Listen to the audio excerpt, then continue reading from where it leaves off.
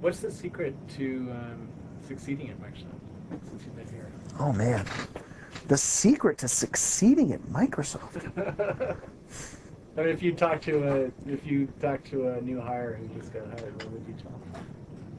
Or her?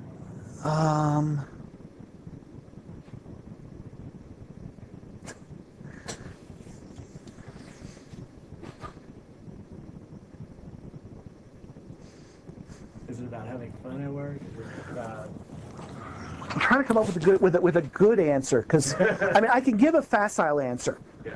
Have fun, work hard, all those really I don't want to say macho, patriotic. Yeah, this is the way you do. Have fun's the big answer. The reality is that you can't. If you're not having fun at what you're doing, you're not going to be successful. You're just not. You can't be. It's really not possible to be successful if you don't enjoy what you're doing. Be smart, be open-minded.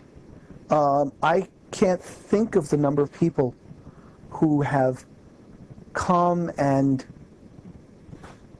been shut down because they're not willing to consider alternatives and options, and they are closed-minded. And you have to be willing to consider alternatives and options. You have to be able to figure out ways to work around the problem.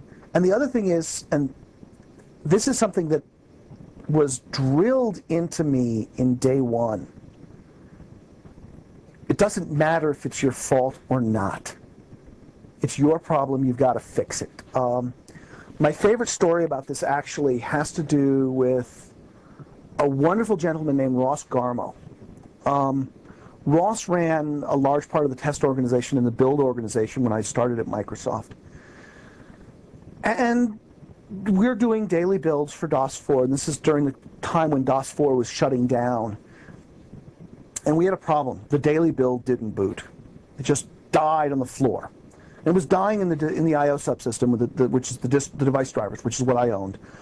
And so he calls me into his office and says, it's not booting. And you made the last check-in. You changed this thing yesterday, and so it's obviously your check-in. So I okay, I can't see why this would have caused the failure, but I'll start looking at it. And I went back to my office and built the code and tried it, and it worked fine. I go back to Ross's office and say, hey, Ross, it's not my fault. It's not my change. And Ross comes and he looks at me. He gets this look on his face, and he starts screaming. Now, Ross is the most mellow person you could possibly imagine. He is totally laid back. But he lit into me, and he started screaming at me. I don't care if it works on your machine. It doesn't matter that it works on your machine.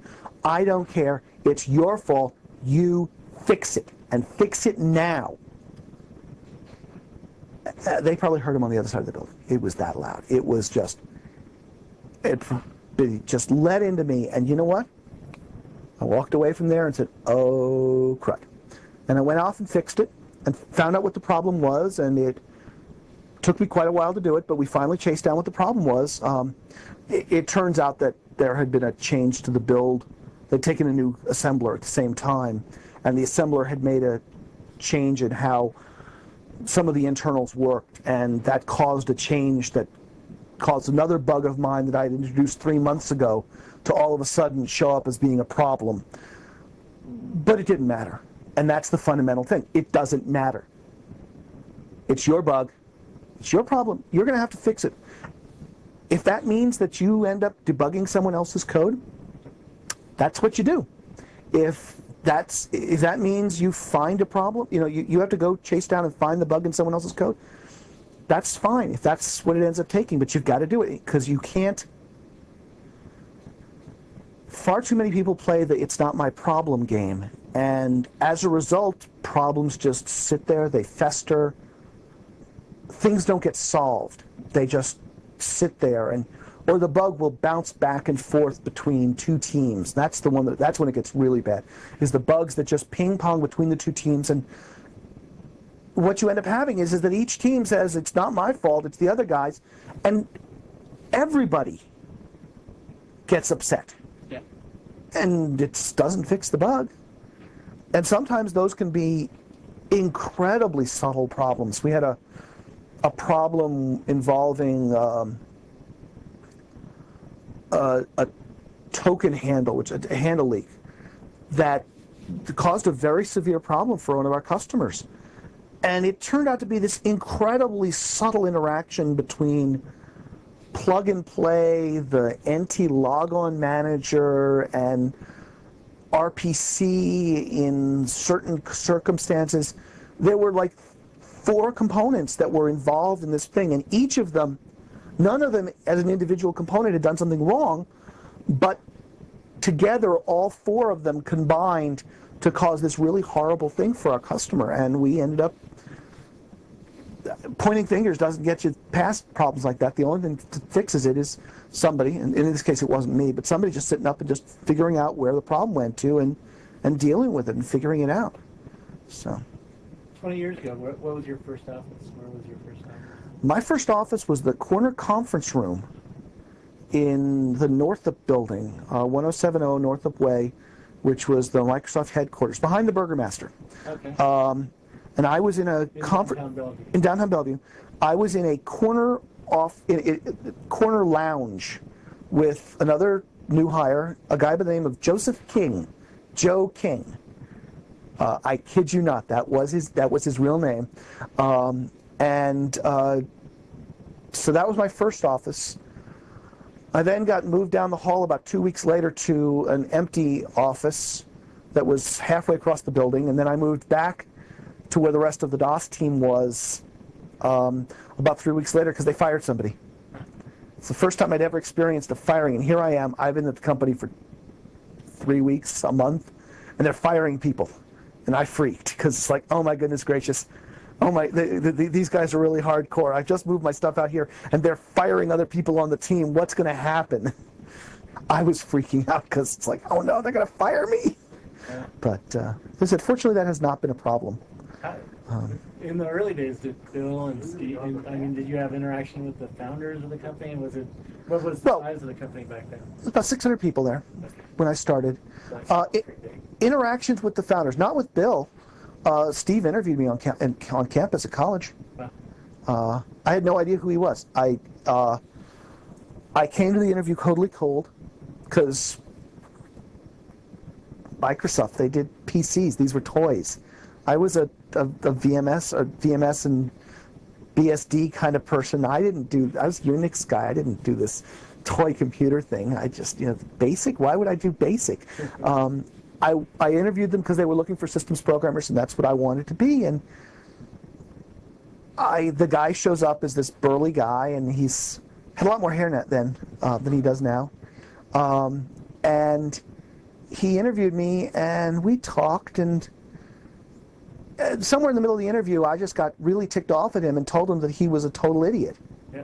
Had no idea what he was talking about. We were talking about the load average on the DEC System 20s at Microsoft that they did development on, and he was talking about how horribly slow those machines were. And I'm like, you have no clue.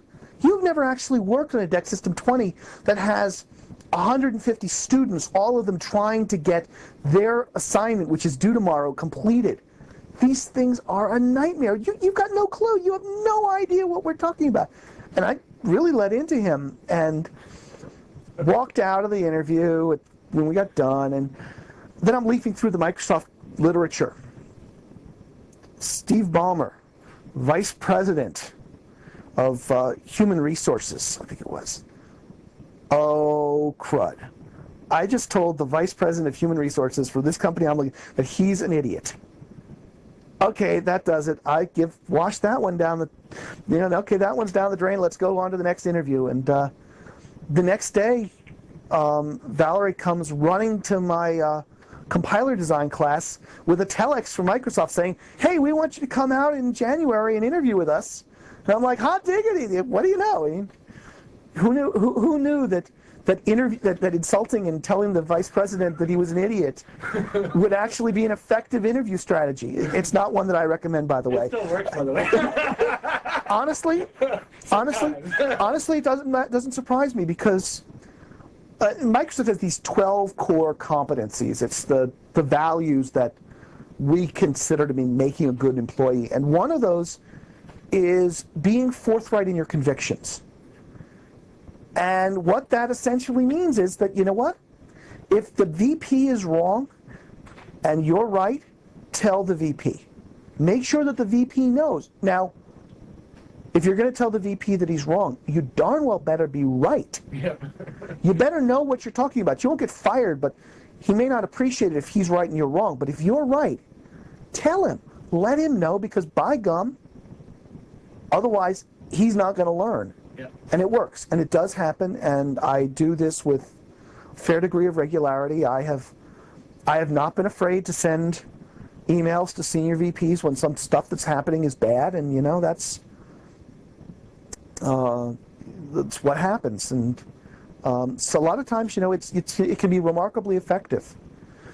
It's a weapon. It's a tool. You don't use that tool very often because it's a tool that can really tick off those senior people. But if it's applied judiciously, it can be extraordinarily effective. So.